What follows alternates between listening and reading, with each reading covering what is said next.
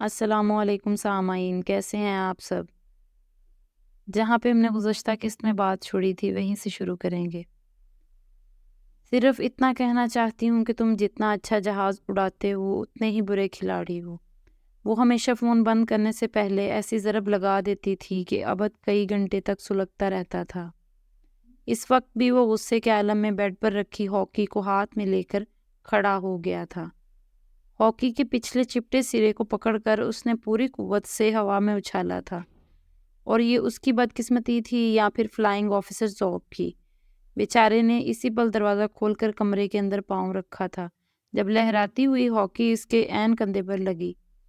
یہ تو اللہ کا شکر تھا کہ سر یا ماتھا محفوظ رہا تھا، ورنہ تو جس قوت کے ساتھ اس نے ہاکی کو پھینکا تھا زوب کا سر تو ضرور ہی پھٹ جاتا۔ سر میں ادھار مانگنے تو نہیں آیا۔ پھر ایسا استقبال، اس نے اپنے کندھے کو پکڑ کر دہائی دی۔ ابد کو بے تحاشا خفت نے آن گھیرا تھا۔ سوری یار، مجھے بس پتہ نہیں چل سکا، اگر ہڈی وڈی ٹوٹ گئی تو پھر۔ صوب بھی خاصا نازک مزاج تھا، نہ جانے ایئر فورس اس نے کیسے جوائن کر لی تھی۔ مجھے تو لگتا ہے ضرور اندرونی طرف سے جلد پھٹ گئی ہوگی، اگر جلد کے اندر انفیکشن پھیل گیا تو۔ صدا کا وہمی زوب اسے بھی دہلا رہا تھا۔ وہ دراز میں سے آیوڈیکس نکال لایا اور اس کے کندھے پر لگا دیا، پھر ہاتھ دھونے کے لیے واش روم میں چلا گیا۔ واپس آیا تو زوب کو جوس پیتے اور فروٹ کی ٹوکری سامنے رکھ دیکھ کر چیخ اٹھا، تم میں ذرا بھی مینرز نہیں ہیں، بغیر اجازت چیزوں میں گھستے ہو۔ اجازت کا کیا ہے، وہ تو میں ابھی بھی لے سکتا ہوں۔ زوب نے فوراً چہرے پر معصومیت طاری کر لی۔ ویسے آج اتنے پرتشدد کیوں لگ رہے ہیں، خیر تو ہے؟ اس کی تمام تر توجہ فروٹ باسکٹ کی طرف تھی۔ تم سے مطلب؟ وہ ناگواری سے بولا۔ ہم سے مطلب رکھ کر بھلا آپ کو کیا ملے گا؟ زوب نے معنی خیزی سے آنکھیں گھمائیں۔ ویسے تو آج کل بڑی کالز آ رہی ہیں آپ کے نمبر پر۔ تمہیں کیسے پتا؟ وہ کچھ چونک کر بولا۔ خبر تو رکھنی پڑتی ہے۔ ویسے آج میں سارا دن آپ کے کمرے میں سوتا رہا ہوں اور پورا دن آپ کا سیل بجتا رہا ہے۔ زوب نے اطمینان سے بتایا۔ کوئی رانگ کالر ہوگا۔ اس نے خود کو لاپرواہ ظاہر کرنا چاہا۔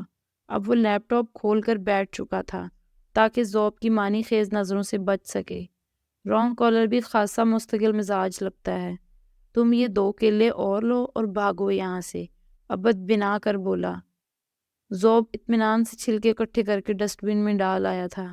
ایکچولی مجھے بھی یہاں بیٹھنے کا کوئی شوق نہیں، میں تو بس اظہار افسوس کرنے آیا تھا۔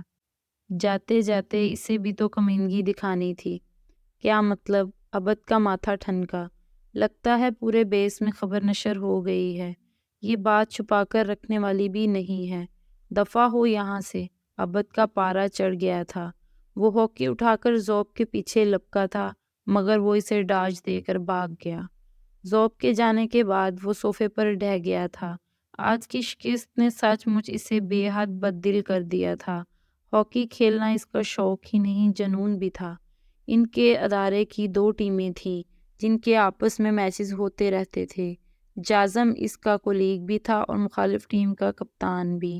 رسال پور اکیڈمی میں بھی یہ دونوں ایک دوسرے کے ساتھ ساتھ تھے۔ ایف ایس سی کے زمانے سے ہی دونوں کے درمیان مقابلہ رہتا تھا۔ آج اسے جازم کی ٹیم نے شکست سے دوچار کیا تھا۔ اوپر سے رمشا کے ریمارکس نے اس کا دماغ بری طرح سے کھولا کر رکھ دیا تھا۔ اگلے 4-5 دن اسے اسی کھولن کا شکار رہنا تھا۔ اس بات سے وہ اچھی طرح آگاہ تھا۔ فی الحال وہ جازم کی جیت کو بلائے رمشا کے متعلق سوچنے لگا تھا۔ آخر یہ ہے کون؟